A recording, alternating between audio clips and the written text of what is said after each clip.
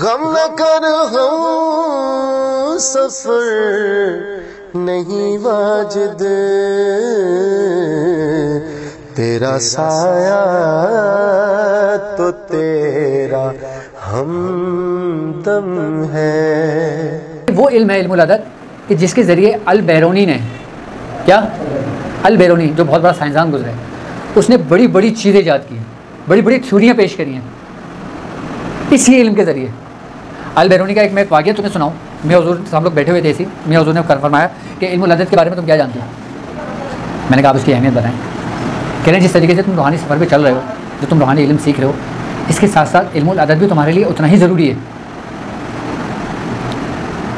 फिर मियाँ ने यह बताया कि एक दफ़ा का वाक़या है कि अल बैरूनी कोई सवाल हल करने की कोशिश कर रहा था, कोई गिरा खोलने की कोशिश कर रहा था। आई बात समझ में? तो वो सवाल जो था ना उससे हल नहीं हो रहा था। वो बड़ा शीशो पंच में था कि वो क्या करे, किस तरीके से करे। कहते हैं कि अल बैरूनी वो करते करते करते कोशिश करते करते सो गया। क्या हुआ? सो गया। उसकी आंख लग गई। अच्छा, उसकी जब बीवी ने उसको देखा, उसके घर वालों ने उसको देखा कि वो इसी हालत के अंदर काम करते करते टेबल पर ही सो गया, तो उन्होंने उसको उठाना चाहा लेकिन मुनासिब नहीं समझा, क्योंकि उसकी बीवी को पता था कि ये कई दिनों से जाग रहे हैं, इस कोशिश में लगे हुए हैं इस मसले को सॉल्व करने के लिए, और वो बहुत बड़ा और अहम मसला था अल बैरूनी का। कहते हैं कि उसकी बीवी कहती है कि मैं उनको देख रही थी, वो सो रहे थे बेखबर। फिर अचानक कहने लगी, उसकी बीवी कहने लगी कि उसने फिर जो चिराग की रोशनी थी उसको बंद कर दिया और ख़ुद भी लेट गई। उसकी बीवी कहती है थोड़ी देर के बाद मुझे महसूस हुआ कि कोई उठा है। कहने लगी मैंने अल बैरूनी को देखा कि वो खड़े हुए, और खड़े होने के बाद उसने दिया रोशन किया। अच्छा, उसकी जो बीवी थी वो उसको पुकार रही है, वो उसको जवाब नहीं दे रहा, वो उससे बात कर रही है, वो जवाब नहीं दे रहा उसको, जबकि वो उसकी बीवी कहती है कि कभी ऐसा हुआ ही नहीं था, ऐसा मामला, ऐसा वाक़या। आई बात समझ में? तो हुआ क्या, उसकी बीवी ने खामोशी इख्तियार करी, उसको देखती रही।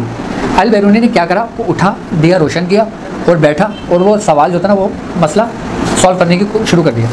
उसने पूरा सॉल्व करना शुरू करा, पूरा मसला सॉल्व करा, आखिर में कलम रखा और फिर उसी निश्चित में सो गया। उसकी निश्चित में सो गया। तो उसकी बीवी ने देखा कि दोबारा सो गया, उसने चिराग बुझा दिया। उसकी बीवी को ये था कि इसको होश हुआ। अब जब सुबह जो अल बैरूनी उठा, जब उसने देखा, पर्चा देखा, उसने बोला ये मसला किसने सॉल्व किया है? ये उसने कहा राइटिंग तो मेरी है। क्या राइटिंग तो मेरी है, लेकिन ये मसला कैसे सॉल्व हुआ? इसके चक्कर तो मेरे महीनों लग गए। तो उसकी बीवी ने बताया कि मैंने ये चीज़ देखी कि तुम ही उठे हो, तुमने दिया रोशन किया है, तुम ही लिखने बैठे हो, तुमने पूरा लिखा हो, तुम उसी हालत में सो गए, और मैंने तुम्हें आवाज़ें भी दी, तुमने मेरी हरगिज़ न सुनी। वो मामला क्या था? मैंने मियाँ से पूछा, मैंने कहा मियाँ ये कैसे हो सकता है? तो मियाँ कहने लगे वो सोच में गुम था। कब से? कई महीनों से। अब समझने वाली बात है, अब इस बात को समझना थोड़ा, और आप लोग खुश हो जाना कि जिस सफ़र में मैं आपको लेके चल रहा हूँ ना, मैं आपकी वही बुनियाद बना रहा हूँ रूहानी मशक़ के ज़रिए। मियाँ ने फरमाया कि वो 2 महीने से जो ना सोच में था, और ऐसी सोच में था इसी मसले के ऊपर कि वो जिस चीज़ को देखता ना तो उसको देखता रह जाता, उसको ये भी एहसास नहीं होता कि उसकी पलक झपक रही है या उसकी पलक नहीं झपक रही है। उसको ये भी एहसास नहीं होता था कि मेरे दाएं तरफ कोई बैठा हुआ है, मेरे बाएं तरफ कोई बैठा हुआ है, या किसी शोर शराबे की जगह पर है या कहीं नहीं है। वो इस हद तक चला गया था। जब वो इस हद तक गया था ना, तो उसका दिमाग जो था ना वो एक्टिवेट हो गया था, एक्टिव हो गया था। अच्छा, दिमाग एक्टिव होने से आप क्या समझते हो?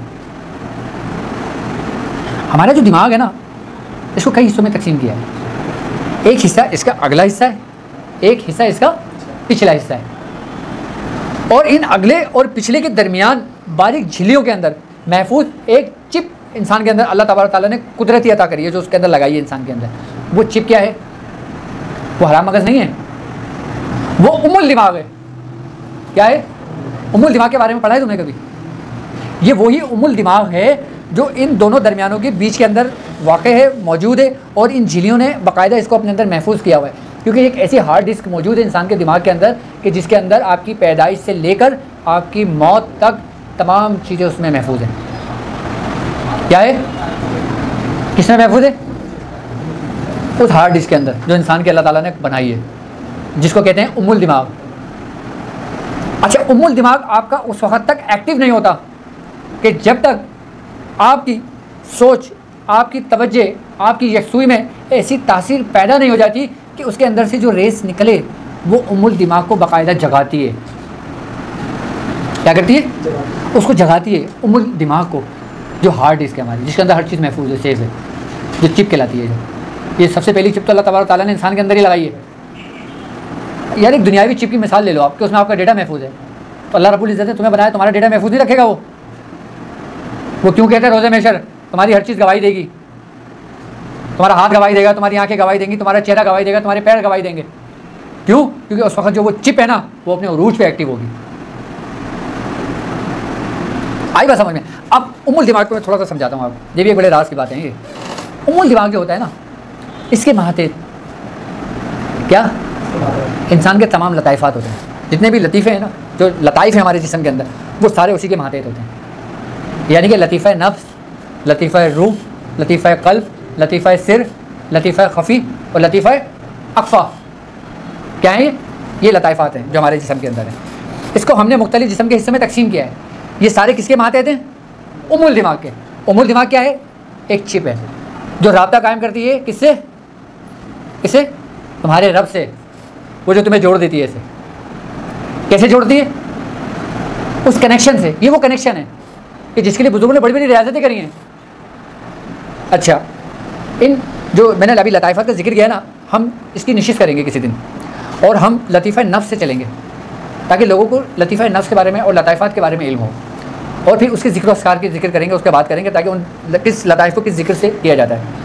अच्छा, इन लताइफ़ात का हमारे जिस्म के अंदर कायम मकाम भी है कि नफ्स का मकाम कहाँ पर है, लतीफ़ा क़ल्ब का मकाम कहाँ पर है, लतीफ़ा रूह का मकाम कहाँ पर है, लतीफ़ा सिर का मकाम कहाँ पर है, लतीफ़ा ख़फ़ी का मकाम कहाँ है, लतीफ़ा अख़फ़ा का मकाम कहाँ है, और वो मकाम कहाँ है कि जिसके बारे में अल्लाह ताला ने फरमाया था कि वकुल रब्बी अदखिलनी मुदखिला सिद्क़न व अख़रिजनी मुख़रजा सिद्क़न व आजिल मिन लदुन सुल्तानन नसीरा, कि मेरे रब मुझे दाखिल कर, मुझे दाखिल करना सच्चा, और मुझे निकालना सच्चा।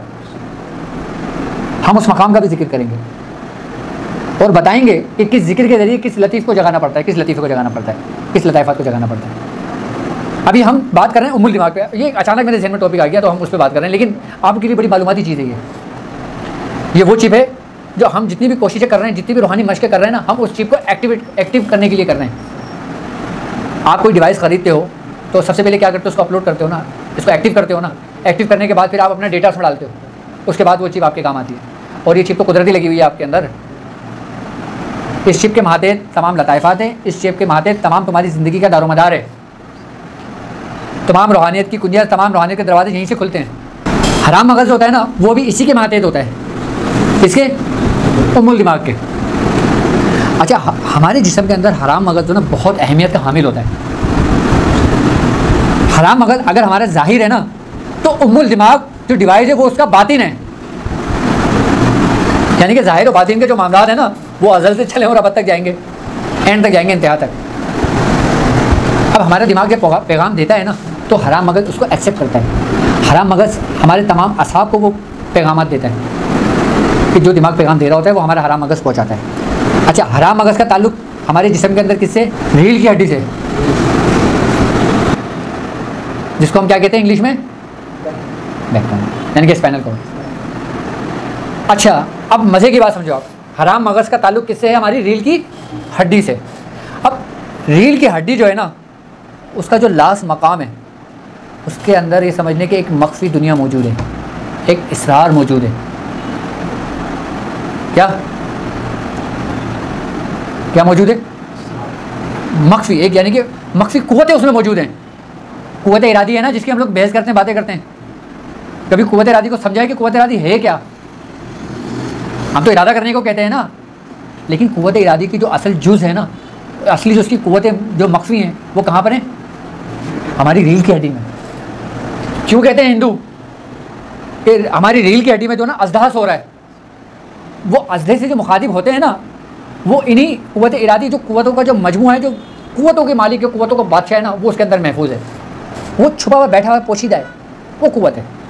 वो कहाँ पर है? हमारे रीढ़ की हड्डी। इंसान जो है ना, ये अल्लाह के राज़ों में से एक राज है। इसका राज वही जानता है जो उसके करीब होगा।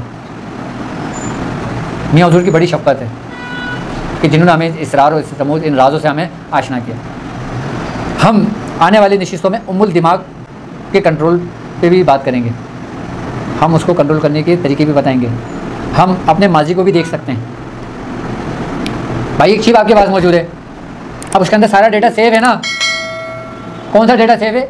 जो आपका ज़िंदगी बचपन का गुजर चुका होता है वो उसके अंदर महफूज है। आप वो भी देखेंगे, अपना बचपना, अपना डेटा भी देखेंगे, अपनी पैदाइश भी देखेंगे उस चिप में जो महफूज है कैसे। उसकी बात फिर कभी करेंगे इंशाअल्लाह ताला। अस्सलामु अलैकुम वरहमतुल्लाह।